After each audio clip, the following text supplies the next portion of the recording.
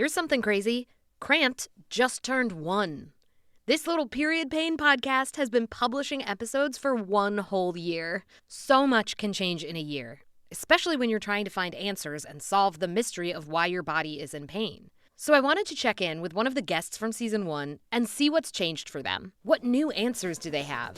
What's gotten better? What new out-of-pocket medical adventures have they had? Insurance pun intended. What's happening to your body, we don't know, because we've never really studied the female. Say it's all in my head, but the research is quite spotty. No, we've never really studied the female body. I go to the doctor to get dismissed. Try losing weight, you're just anxious. That's fine, that's cool, I'm not pissed. Just wait 10 years for a diagnosis. Psychosomatic, you're so dramatic. Hysterical, emotional, hormonal, erratic. Heart disease, chronic fatigue, depression and anxiety. Do you have pain? No, you don't, because we've never really studied the female body. Welcome back to Cramped, the podcast where I try to find answers to my and other people's questions about their period pain. I'm your host, Kate Helen Downey. If you just found this podcast, you might want to head back to the beginning of season 1 and just listen to the whole thing. And if you haven't joined the Patreon yet, literally why? You can join at the free level and still get ad-free episodes, bonus episodes, and access to our Discord community. And if you're able to support at a paying tier, please do, because that pays my paycheck and allows me to keep making this show beholden to no one but you. And I like being beholden to only you. And before we get into the episode, as always, a reminder, I'm not a doctor. This is not medical advice. Everything presented in Cramped is my own and other people's personal experiences. And today, the other person's personal experience is Max Gross. Max is a comedian living in New York City. He's a trans man, and he's had a long journey with endometriosis. If you want the full background, go listen to Max's story in Season 1, Episode 7. But don't worry, we recap it a bit here, too. So let's hear what's new with Max. How are you, Max? Good. Boy, do I have updates on that. I'm so excited to hear. First of all, give us a little refresher on the journey so far. Yes. I was in the episode talking about trans healthcare, and I have endometriosis. I had a hysterectomy for gender affirming and endometriosis reasons in November 2024. And I talked to you about what that process was like. We left my ovaries behind because I wanted to have a backup source of hormones just in case something happened to my access to tea. And then they medically rebelled against me, and I had to go back and get hysterectomy round 2 to take them out. Non-gender edition, just regular. This is after we talked. This is after we talked. Okay, what is that called? It's called I think it's called an oophorectomy? Yeah. It's okay. Like oophorectomy. I don't know how to pronounce it. I just know what it looks like same. on a piece of paper. But yeah, I felt a sudden insane pain in October and ended up doubled over for like an hour, and then it went away. But I reached out to my surgeon from last hysterectomy because I was like, I know from having had surgery before that I for sure have cysts in that area. Yeah. So maybe this was that. Right. So I reached out to her, and she called me and was like, knowing your history, I think that was probably a cyst that burst. Right. You may need surgery. Let's talk about what to do. Okay. And we operated less than a month later, and we were both right. It was a cyst had burst exactly where I thought it did. What came out of the cyst kind of cemented itself to my intestines, and it took them an extra hour and an extra scar to get that ovary out of me. Oh my God. But as painful as that was in the moment, I think this is actually a really good story for healthcare because if I had tried to go through the normal channels, probably would have ended up on a really long go to a doctor, go to another doctor, get an MRI or CAT scan or whatever, which isn't even necessarily going to show all of this. Instead, I had a surgeon that was like, I know what your body is like. I trust that if you're in pain, you're in pain. Let's operate. And from cyst bursting to surgery was like a month. Wow. Yeah, that is an amazing win because every time I've talked to someone who like had a really sudden pain and they were like, I think this is a cyst that burst. If they talk to their doctor about it, they're like, yeah, it was probably a cyst. Maybe they do an ultrasound to look at like the follicle. Ultrasound, that's what it would have been. Yeah, they're like, yep, that's it. It's quote unquote normal to have these cysts once in a while that just burst and are really painful. And as long as they don't get bigger than 10 centimeters, we're not going to do surgery and you're shit out of luck. And all we can do for you is put you on birth control. I guess my question is that kind of scarring a thing that can happen to all kinds of cysts, or was this like an endometrioma that was causing a ton of problems? This was not an endometrioma. They found very little endometriosis when they went back in. That's They good. excised it all. Yeah, that was great. Yeah. They excised a lot of it last time, and it was like, I was concerned that the pain was like, oh shit, it came back already. Right. But it didn't. This was, I forget what exactly type it was, but I know it was like an ovarian specific kind of cyst. Okay. Now that my ovaries are removed, Yeah. this is not going to come back, which is great, and why I removed them. Yeah. And also, all of this is, I'm sure if my surgeon were to read through the notes, I'm sure she would have some like medically specific name corrections for it. about some of what I only know the overview that I was given when I was recovering from anesthesia. Yeah. But it was a lot of scar tissue inside me. I also have Crohn's, so my intestines Right. are their own beast. But the intestines were wrapped around the cyst in the part of my intestines that has the most active Crohn's. So because we got this removed, I might be in a lot better shape for Crohn's because now there's not this thing pushing on the affected area. And like my intestines and ovaries, things were adhered to my abdominal wall in places that they weren't supposed to. They like scraped off a bunch of adhesions. I had literally said it feels like my organs are stuck together. I was right. My organs were literally stuck together with scar tissue. Look at that. The way it feels is accurate. Wow. Yeah, validating to get surgery and be like, oh, all of the things that I thought happened are in fact exactly what happened. And a doctor listened to me and we solved it relatively quickly. When was this surgery? This surgery was exactly a year after the last one. They were both November 26th. First one was 2024.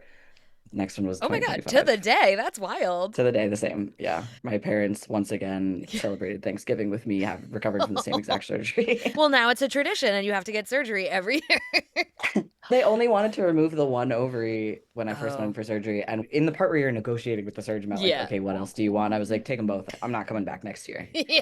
We just took the right one out just to be safe. 2 for 1. Yeah. I don't need to do that surgery 3 times. I thought one was it. I didn't even know you could do it. It's wild that much scar tissue happened in 1 year. It's from 1 year, but also it seemed like, I would be so curious to know my surgeon's exact thoughts on what she thinks the timeline is, but it seemed like a lot of the damage, what got cemented to itself, that was the damage of a month. Really? Some of it was past scar tissue, adhesions, whatever, but like the big thing that was causing an issue was like whatever burst. It caused a lot of damage really fast and we got it out really fast, but it also did make me be like, oh, holy shit.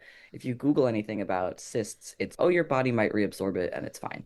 Yeah. And if it's not painful forever and ever, it's fine. And for me, it was really painful in that moment, but I felt just like a vague tugging, I guess, after that was a little painful. And now it's, oh, it's because your fucking ovary was adhered to your intestines, which were adhered to your abdominal wall. Wow. In a bad spot. I know that when a quote unquote regular normal ovarian cyst bursts, it's like painful and it causes short-term inflammation because of all of that like inflammatory cytokines getting like released into your just like the space inside your body where it's not supposed to be, and so your body sends like white blood cells to clean it up and check it out, and so you have inflammation, and so there can be some pain and cramping and stuff like that. But I have never heard of like a cyst bursting like immediately leading to this kind of scar tissue. But now that I think about it, maybe it didn't. It sounds like you have a lot of medical knowledge on this. I'm just going back. My surgeon said like I could be playing telephone wrong. I'm going for my surgery. Since we've talked, I've had a surgery too. Oh, sweet. Yay, we have less adhesions than last time. How'd yours go? Surgery chat with Max and Kate. Mine went really well. Like they went in there expecting to do a long ass endometriosis excision surgery, and they knew there were adhesions around one of my ovaries and fallopian tubes because one of my fallopian tubes was blocked, and they were like, oh, it's blocked and dilated, full of fluid. So I essentially had a water balloon on a string attached to my uterus. Ouch. And they were like, that's can totally be caused by endometriosis. That's probably what's causing the majority of your period pain. And there's no way to fix that except going in and cutting it out. And I was like, great, let's do it. And while we're in there, get any other adhesions, any other spots of endometriosis. They got in there. The fallopian tube was very fucked up, evil fallopian tube. It was like blocked and dilated and also wrapped around my ovary. And they took that out and they were like, oh, there was a bunch of scar tissue. And in the surgery, they cut it out, they sample it, they send it to the lab. only one spot came back positive for endometriosis. And that spot was like not close to my fallopian tube. So they were like, that is endometriosis. You have it a little bit, but it is likely not what caused all that scarring. And I was like, great, what caused all the scarring? And they were like, we don't know. And we probably will never know. That's kind of the same. Yeah, because I guess any kind of like irritation or inflammation, if it's severe enough, can cause that kind of scarring. So like I could have had some like a UTI when I was a kid that was bad enough to cause all that scarring or something like that. It's just a mystery. And that it feels like that remind of like scarring doesn't have to be from like a specific thing. It can just be from inflammation. I mean, that would make sense. And like she did say that it was a different scope of scar tissue than the first time they did surgery. Clearly something had happened, but also like totally possible that some of that scar tissue was, hey, I just had surgery in this area. Right. Like surgery will put more scar tissue there. So it's a silly little balance, I think, probably. I mean, my surgeon does a really good job explaining things to me in layperson's terms, but I'm the patient that's, no, I want you to tell me in the tell me everything. Me too, obviously. And she's been very helpful, but yeah, like scar tissue could have been past surgery. I had this similar thing with you where we thought it was going to be a lot of endometriosis, and it was like, oh, this is actually not that, and we're glad it's not that. But it's kind of question mark. Yeah, where it's okay, is this the Crohn's or the past surgery or something else? Like, why is it all stuck together? And it would be a nice, easy answer if the answer was the thing that burst. I'm sure it's more than just that. But that did a lot of damage really fast in a way that now I've seen, there was like at least one friend I saw post something about had a cyst that burst and they told me that it was fine, and I'm like pissed about it and I don't think it's fine. I was like, hey, maybe worth getting a second opinion, might not be fine. Follow that instinct. Yeah, follow that instinct. If you think it's still bad, like, not to scare you. Your organs could be stuck together. It's fine. You can fix it. But it blows my mind how many of us are probably walking around to some degree with our organs glued together. Like, it just seems like there are so many things that cause that. Because if inflammation causes scarring, which causes adhesions, like a lot of us are having inflammation for various reasons. Don't even fucking get me started on the long COVID connection. How I'm like, yeah, and everyone who thinks this could never happen to them, I'm like, actually, you have a lot of setups for this to also happen to literally everyone all the time forever. So like, maybe let's consider more public health options. Whatever. It's a whole thing. Yeah. Damn. So how have you been feeling since the surgery? Better mostly, which is great. It was a significantly easier recovery than the first time, I think, because I think probably the hardest part of this one was getting my cervix removed, just because of like that one you have restrictions for, you can't go up and down the stairs because if you bust the stitches that they put there, you're in for some trouble. Whereas just the ovaries, there's not really. I asked my surgeon and she was like, there's only glue, except for there are stitches like in the lower abdominal incision, but you'd have to work so insanely hard to break those stitches because of how deep they are that like you don't really have to worry about it. I also imagine the uterus is a bigger organ being taken out of your body than your ovaries. That's what I figured too. I was like, that's probably affecting it. And this was maybe a longer surgery. It was more complicated for sure. They thought they were just going to do the 3 little scars where it's like belly button and then 2 on the side. And then I did wake up with a larger one under my stomach. Oh, yeah. Because that's where they had to pull it out through. I don't know that they literally, her wording made it sound like that's where it came out through. I don't know if that's exactly how that goes. This is like, during my surgery, they took out my appendix and they like asked, they were like, while we're in there, do you want us to take out your appendix? Because like endometriosis very often like hides in the appendix and you can't tell if it's in there until you take it out and look at it. And there's no downside. You don't need it. And I was like, yes, let's do it. I have 5 incisions, but they're like teeny tiny. Like I just had glue. I didn't need stitches because they're just for the like trocars to go inside. And I was like, wait, but how do you remove the appendix if you only have these like straws inside of me? And they're like, oh, we like suck it through the straw like a wet noodle. And I was like, wait, oh my God, how big is an appendix? I like had the surgeon bring up a diagram of the appendix. It's just like it's like a little chody noodle. Like it's a teeny. It's like not a big deal? No, it's like a little finger on one side of your intestine. And I don't know. Shit. I actually don't know if that's right, but it's just like it's a little like I was thinking of it as like a spleen, I guess. I didn't realize what I was thinking about what an appendix is until now. Yeah. But I'm also like, how big could an ovary possibly be? They get smaller as you get older, but they're between the size of a grape and an almond usually. Okay, so that's not that hard to. But also if you got a ton of scar tissue and there's like a bunch of stuff stuck to it, I imagine that's harder. Yeah, I guess that would explain why they did the larger one. Yeah. And like when I woke up from surgery, I was very much like, oh, I could tell you exactly which scars they pulled shit out through. Oh, 'Cause really? they hurt more. It Interesting. felt different and bad, but it was a much quicker recovery. Overall, just really surprised. I've had surgeries before, but the only surgery that's been non-elective that I've ever had was like the exploratory laparoscopy Yeah. to get diagnosed in the first place. This was the first time in my life that I've ever been told you have to get surgery. You have to get it soon. For a cyst bursting, I interviewed somebody else who was having a ton of cysts burst like over and over again and was like, hey, can I get surgery? And they were like, no. This is such a weird, I can't give anyone the path that I took and tell them to reproduce Right. it because the only reason this surgeon was willing to do it is because like I don't have a regular gynecologist. I only have a surgeon. Yeah. And she's already seen the state of what's in here. She doesn't need me to go get imaging. She's been there. Like she has held these organs herself. Right. And so for her to instantly take what I said seriously is amazing.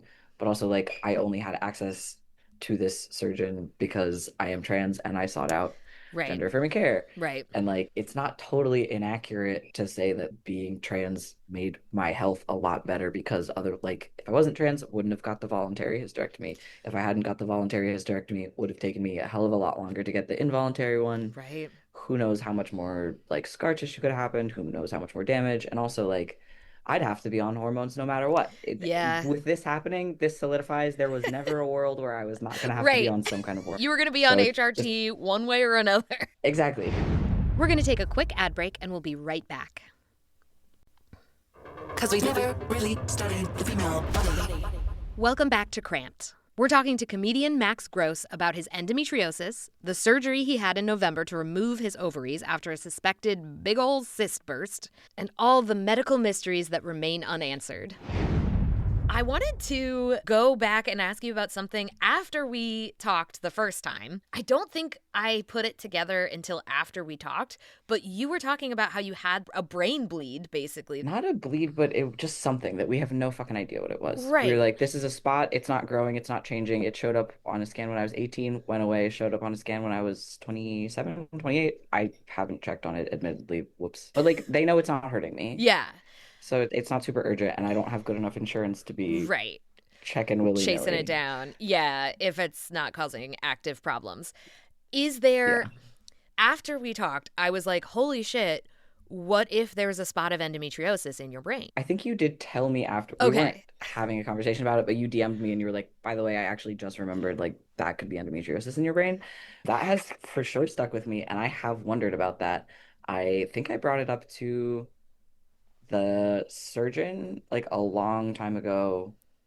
Like we had our conversation and I sent her like a portal message being like, hey, is that a thing? Oh, cool. And I don't think we never went anywhere actionable about that. Yeah. I don't even know if like it was her office responding to me, not even her. So I don't know if she actually saw it, whatever. That has been, no pun intended, on my mind to pursue because it's whatever it's doing, I would not currently estimate is worth doing like fucking brain surgery about. It's not like changing my quality of life. But I want to know, there's so much medical stuff that this isn't hurting me right now, but God, I would love to know. I just have to go through life knowing there's a weird little something in my brain, and every time I get a new brain scan, they're like, what's that? I'm like, I don't know. We don't know. It's fine. Question mark. Yeah, that is wild. Because and part of what made me think of it is very recently there was a new case study that came out, like a medical paper published about someone who's having a ton of like wrist problems and joint problems in their one wrist and got like a ton of x-rays, physical therapy, nothing was helping. And it was definitely like cycle related and it was getting worse. And it took forever, but they finally figured out it was like endometriosis in her wrist joint. And they were like, yep, it can be anywhere. It's so fucking insane. Yeah. I want to find out as much as you want to find out. I know. If someone's ever like doing a study on that, you send it my way because I will be volunteering as hell. Okay, yeah. Please, I want to know. Yeah, I will. If I come across it, I will definitely let you know. Well, I'm so glad that you're feeling better. I'm so glad you have this relationship with this surgeon that led to you getting pretty immediate treatment for this thing that if it was me, if I had like, that's a cyst that burst, I am pretty sure I would just be moving on with my life. And the fact that you like paid enough attention to know that something was different and wrong and communicated with your surgeon was like, great, on it, let's do surgery. And it was validated and was fixed. Wow, incredible. Oh yeah, unheard of sequence of events. Right. Me being like, I think something really bad just happened in my body. A doctor being like, I agree with you and let's actually immediately treat you for this. And then both of us were right. It's like, Right.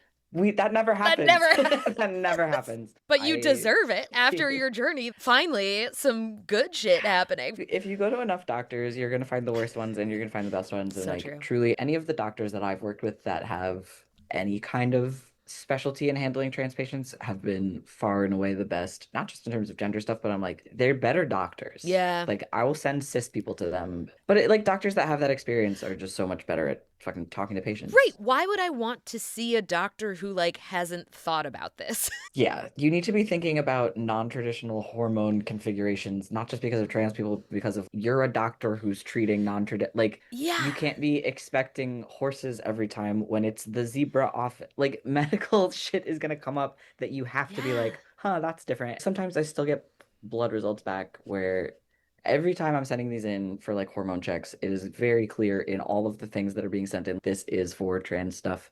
And I will still get things back sometimes that are like, these levels are really elevated for a woman. Is everything okay? And I'm like, this is the smallest possible example of you need to look outside this window you've assumed you should look at. Like, sometimes you're seeing problems where there aren't any, and it also so obviously goes back the other way where it's like, well, this is fine and normal. No. Yeah. Over and over and over again, I keep finding for women's healthcare and gender affirming healthcare, the answer is it's really individual. There is no one kind of thing that's going to work for everybody.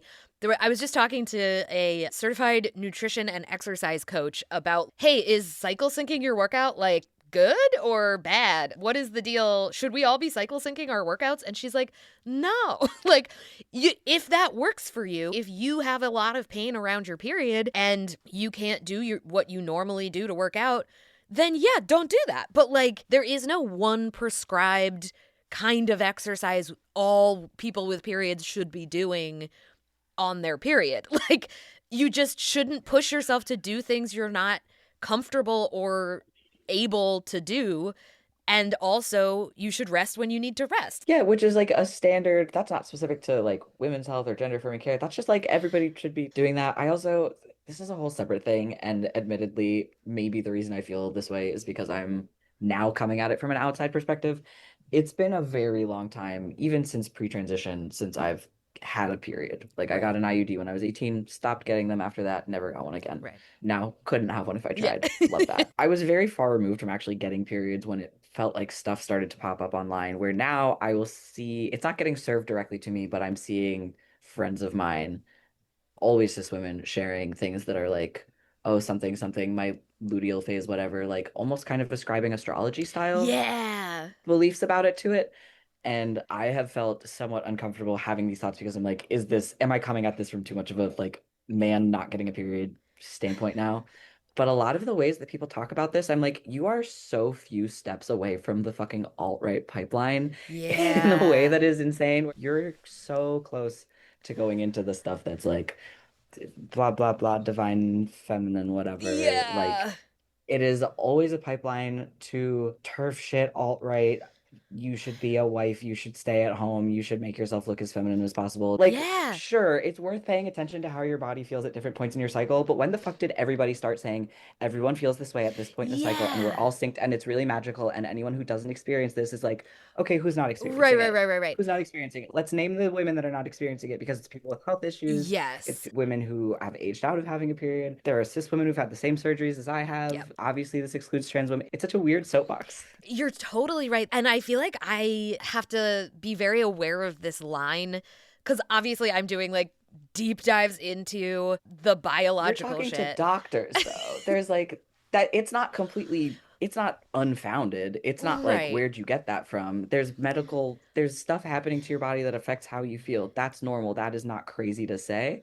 It's crazy, I think, when it starts to be like, this is how everyone experiences Yes. it, and we're only tying it to this really specific biological function. Right. Like that kind of thing of every woman feels like this when they get their period. This is what happens to women when they get their period. That is not better than, I don't know if I even want to say that, but it's not necessarily better than not talking about periods publicly. You know what I mean? Both are bad. It's the same thing with birth control. It's bad to talk about birth control as a thing that all women should be on, that is like definitely the only thing that is going to help women feel better and be in control of their fertility, and that it's right for everyone and doctors should just put women on it at the first sign of any menstrual problem. That's not good. But then also it's not good that we're talking about birth control now as like, it's horrible, it's bad, no one should be on it. If you're on birth control, you're like disconnected from the divine feminine, like all of that stuff. And it's like, we have to be able to look at it as an individual. Birth control is a tool that is amazing and efficacious, and it enables us to do things that we were not able to do before. That is important. Yeah, it's a miracle and it's important, and it's also a hormone, and you do not get to be concerned about only one group of people getting prescribed a hormone. Yes. It's a tool. It's a medication and it's a tool, and sometimes it's such a good tool and it works perfectly for the situation. And sometimes it's just an easy thing to throw at somebody and it doesn't actually fix their problems, and it causes more problems than it solves. It is up to each individual person to make that decision with informed consent. So to circle back, I think doctors who specialize in gender-affirming care tend to think of healthcare as a more individualized thing because everybody's in a different situation and everybody's dealing with different things. That, to me, seems so core to gender-affirming healthcare. We all want gender-affirming healthcare. The mainstream healthcare system is gender-affirming healthcare for men. Yeah. And they already get that. And so if we want anything that's not gender-affirming healthcare just for men, if we want gender-affirming healthcare for any other gender, we have to go somewhere else. Yeah. The way that I get treated in medical settings, like as different stages in transition, I've had doctors just be so, they take a wild guess and they're super inaccurate, where one doctor was telling me like I had a UTI that we were worried had become a kidney infection. Yeah. And this doctor was like, that's not possible. That's like incredibly rare. That's not possible. And I'm like, I thought that was actually not that rare. And then she keeps going on and starts recommending like prostate testing for me. And I was like, oh. So let's read the chart in front of you. Everything is so laid out for you. I let her say a whole lot of things, and then I was like, so I don't have a prostate. And then she looked at the chart and kind of, I watched her realize over the like Zoom call that this was, and she was like, okay, disregard everything I just said. And kind of had to start over. I feel like I'm becoming my dad in a very fun way, in that I no longer have it in me to pretend to be chill with these doctors. Yeah. There was a sleep specialist that I went to. This was specifically, I came in and I was wearing a mask because it's a doctor's office. Yeah. I'm immunosuppressed and it's a doctor's office, even if I wasn't immunosuppressed. There's probably people who are immunosuppressed. Right. Because it's a doctor's office. Right. And he was like, why are you wearing a mask? Like, if a doctor questions why I'm protecting my health, why aren't you wearing a mask, sir? He told me to take it off so he could hear me better. And I went, no, I'm not doing that. Do you want to get someone else? He was like, no. Went back to talking to me. This is definitely a gender thing. If I was talking to doctors like that as a woman, they would be like, okay, hysteria, and not deal with me seriously at all. And now I'm like, they'll think I'm annoying about it, but I'm fully just sounding like my dad, where I'm just so tired and being like, so you're not going to fix it? So you told me that I could come in for this appointment and you're not going to do what I had an appointment for? Oh, I want some of that dad energy of, oh, sorry, can I get that straight? What are you going to do for me? Nothing? Interesting. Okay. In any other situation, I would feel that this is such a deeply unhelpful instinct, but pushing doctors being like, really, man? Yeah. Come on. I think it's also age. I think I'm 37 now. The older I get, the more I'm like, oh, no thanks. Oh, I'm not doing that. I'm not going down that road. I turned 30 incredibly soon, and I feel like that for sure has to do with it. It's spilling to everything. There was a venue I went to recently where they tried to take my pepper spray before I went inside. And I was like, I need that to get home. So can you just hold on to it and I come back for it later? And they were like, no, we're going to take it. I'm like, but I need it later. And they were like, okay, but there's security here, so you don't need it. And I'm just standing there with them. And I'm like, but you're not going to follow me home, are you? Are you coming home with me? What, are you going to be there later? Are you going to come all the way back to my stop? Do you want to come to Brooklyn? I'm talking. This guy's so fucking tired of me. He did eventually watch me hide it somewhere outside in front of him and come back for it later. But yeah. I was like, I have to stop having this argument. I'm doing the dad thing again where I'm just asking questions until you realize you have been stupid for this. I think more of that in the world. I miss that very much about living in New York. Those conversations of like, oh, sorry, are you stupid? Is this what you're saying? Definitely a very New York way to talk. Everybody's seen that post that's New York is kind but not nice, Yeah. and LA is nice but not Yeah. kind. I love the ways that shows up in the medical system. My favorite way that it's shown up in general is I watched a woman running up the stairs trying to get on a train that I had been getting off, and somebody who's still on the train like sees that she's running, fucking rolls her Yeah. eyes so big and is like, ugh, hold the door. And everyone's like, ugh. But they are like holding the fucking train so this person can get on. They're just like, Yeah. ugh, whatever. Someone told me a great like subway crying story where they were like crying on the subway and a woman next to them just gave them a tissue without eye contact, just handed them a tissue and went, enough. That's incredible. It's so kind, but it's also like, come on, this is a lot. That's so beautiful. I got off a train to throw up once because I was very nauseous. Bad Crohn's flare time. Got off a train, was so worried. I was like, oh my God, what if everybody thinks that I'm like super fucked up drunk right now? I like get off to throw up in a trash can at like 50th Street and I look up and there's a woman who hands me a water bottle and I was like, oh, thank you, that's so nice. And I forget what exactly she said, but she said something to the effect where she definitely thought that I was drunk. Like she was like, I'm doing this nice thing, but I also think it's your fault. I'm mad at you. They're like, you should know you're an idiot and I'm mad at you, but I'm not going to let you die. Yeah. Which is, if a doctor treats me that way and if I treat a doctor that way, honestly, that's mutual respect. Yeah, exactly. It's just such a funny thing to apply to like doctors are people. They have to be, unfortunately. Right. It would be great if they were just like superhuman. I could fix something and also be normal to you, but like you do have to interface with them as I went and got some tests done from a random doctor on my insurance. He was like, oh, who's your PCP? And I was like, oh, I don't have one yet. And he was like, I'm taking new patients if you want to join my, and I was like, okay, let me ask you some questions. I got surgery recently for endometriosis. It turned out it was this other thing. I went undiagnosed for 22 years, even though I have like basically a textbook case of endometriosis. But what do you think about that? And he was like, yeah, we're not doing great with women's health. There's a lot. We could be doing a lot better. And I was like, okay, you could be my doctor. If you like get it that it's a bad situation and you're going to help me with that as much as you can, and you're not like, everything actually is fine and you're being a little dramatic about it, hey, pass. If a doctor is willing to admit that they don't know something, I think that's a green flag. Yeah. I don't think that's crazy, especially if you're going to a specialist. It'd be crazy if they knew everything about everything.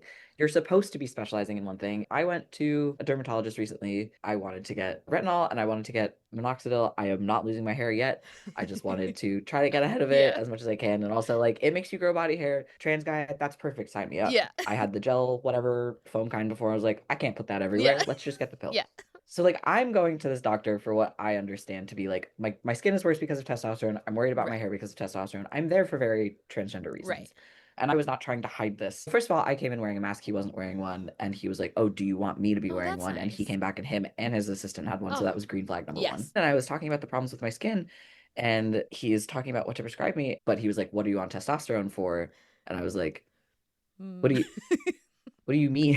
What do you mean? He was like, what? Like, why'd you get prescribed that? And I was like, oh, transgender reasons. And he also went, oh. But then his follow-up with that is he was like, I was going to prescribe you finasteride, but I know that interferes with the way testosterone can be affected. What do you know about that? Oh, that's awesome. He just asked me and was like, what do you know? And I happen to know because I've done a bunch of testosterone research. I'm like, yeah, you're right. It makes the, like, I'm not sure if I'm doing the exact adjective, verb, whatever form of this correctly, but like whatever is masculinizing about testosterone, finasteride will make it harder for it to do that job. Oh, sure. Yeah. So if you're early on T, it's not recommended to prescribe that.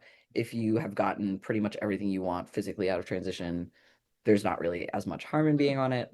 For where I'm at, I'm still in the middle of stuff. I don't want to be on it yet. But like for him to say, what do you know about it? Because you probably know more than me. I was like, oh, amazing. Wow. Thank you. Incredible. Wow. Unheard of. I hope doctors are listening to this. Ask your patients what they know about a thing. They probably know a lot about it. And what's the harm? If you say, what do you know about it? And the patient says something to you that you know is blatantly wrong, that's an opportunity for you both to get on the same page and you to be like, hey, this is what I know to be true. Yeah. Maybe you're worried about something that isn't totally correct. Or like, hey, that does sound like a valid worry, but that actually sounds more like this than this. Here's what I know. Yeah. Does that sound accurate to you? Like, Yeah. it should be conversation. Right. You're not going to fill out a list of symptoms, have someone look at that and have no follow-up. Because the doctor doesn't have all the relevant information, because the doctor has information about the medicine and the condition maybe, but the doctor doesn't necessarily have the contextual information, the historical information, the needs and wants, the goals. What is the pain point? Those are all, it has to be a conversation. And if it isn't, get out. Yeah, I've switched insurance and I have to like recast a lot of my doctors, Yeah. and I'm definitely being a little more choosy this time. Ooh, People season before. 3 is recasting. Exactly. I had good people before. A lot of them I can keep. Yeah. It's just such a weird thing to navigate. I'm glad that I've managed to find doctors that are willing to admit when they don't know something and willing to talk to me as a person. And if I'm like, hey, this might be a crazy question. I also always admire the doctors that I can send a little. They're going to regret having a portal message if I have certain questions where I'm asking about surgeries that I'm not even necessarily trying to have yet. Just being like, can you actually combine that with this other thing? And like, how does that work? Just like theoretically, hypothetically. I just like knowing stuff. Like, you went to school for so many years to have all this knowledge. Yeah, give me it. Can you share it with me instead of just being like, I know what's best. I'm not going to tell you my thought process. Take this medication. Ask me no questions. Right. Like, nerd out with me, man. I am interested in what you do. I'm not trying to one up you. I'm just interested. Luckily, my surgeon for the hysterectomies number 1 and 2 was, I think, pretty effective at explaining stuff. I still feel like if I were to try to give as specific of terms as I could for what happened, some doctor or surgeon would be like, that Wrong. can't. Incorrect. Yeah. I'm playing telephone Yeah. with what a doctor has told me, and I've read my surgical report, but that's not written for me. That's written for my surgeons. I'm just like, I want to know what happened. Because also, I'm going in there, I'm looking at the measurements of the organs that they took out. Everything in my body was bigger on the left side. Oh, wow. My shit was skewed larger on the left, That's which interesting. they never told me anything about that. They were never like, that's important. I don't think it matters. Yeah. Just a fun fact to know about myself. My fallopian tube and ovary were bigger on one side than the other. This might be wrong, but I feel like I have absorbed the knowledge somewhere that something about the way oxygenated blood is circulated through your body, I think it's pretty normal for stuff on the left side to be slightly bigger because it gets like slightly more oxygen. Oh, that's But I don't know if that is like a vague impression. I'm gonna look into that because that would be crazy to find out. Okay, I did go and look this up. It is, in fact, normal for there to be a variation in the sizes of internal organs, especially ovaries. So, like, if one ovary is 3 centimeters and the other one is 4 centimeters, that's totally fine. Usually, this is because only one ovary at a time is getting ready to release a mature egg in each cycle. So one ovary can be more swollen than the other one, especially during the follicular phase. But if one ovary is much larger than the other, then that can be because of something like a cyst, a tumor, scar tissue, inflammation. And then with fallopian tubes, if one is significantly bigger or quote-unquote fatter than the other, medical term, that usually means it's blocked, which is a big problem. For things like hands and feet and breasts and testicles, it's actually really normal for one side to be larger than the other. For hands and feet, that's usually because you have a dominant hand or foot, like you're right-handed or right-footed, and that hand or foot gets more use, which leads to slightly more muscle development and blood flow over the course of your life. This blew my mind. For breasts and testicles, it is most common for the left boob to be bigger and for the left ball to hang lower. In the case of testicles, the scientific consensus is that it does have something to do with blood flow, like how the veins supply the two testicles slightly differently. But with breasts, the scientific consensus is that it's more to do with genetic and hormonal factors than blood flow, but they don't really know why. Okay, asymmetry rabbit hole over, back to Max. Well, I'm so glad you got things taken care of and you got the care you needed right away. That makes me so happy. I'm glad you got surgery too. Yeah. Way less adhesions than last time we had a conversation about this. That's amazing. I wonder if you combined all of the adhesions that they took out of us and organs. What would that look like? What would that mass look like? This is probably gross. I'm imagining like what it looks like when too many types of chewed up gum are like under Yeah. the balls. That's it. Yeah, with like kind of something like weirdly, that. there's like some hair in there too. There's like a random eyeball, even though they didn't take that out of me. I don't know how it got there. Yep. Okay, yay, positive health progress. Huge. Yes, huge. Thanks for coming on and updating us. Wishing you luck with your remaining organs. Thanks. No more surgeries. We're good. No more surgery. And remind people where they can find you and your awesome comedy. I am on Instagram as @MaxGotJokes. I hope everyone who is listening to this is also adhesion-free and having a healthier time. Amen. That's it for this week's Cramped. It was so fun to catch up with Max and compare surgeries and hear what's new. Question for you, is there another guest from season 1 that you'd love to hear updates from? Let me know by joining the Patreon and commenting on this episode post. Or you can reach out to me on Instagram at @KateHelenDowney, or you can email me at crampedpodcast@gmail.com. If you have more info to add to the conversation or a correction to make on anything we talked about today, let me know. We love to learn and we don't mind being wrong. See you next time. What's happening to your body? We don't know because we've never really studied the female body.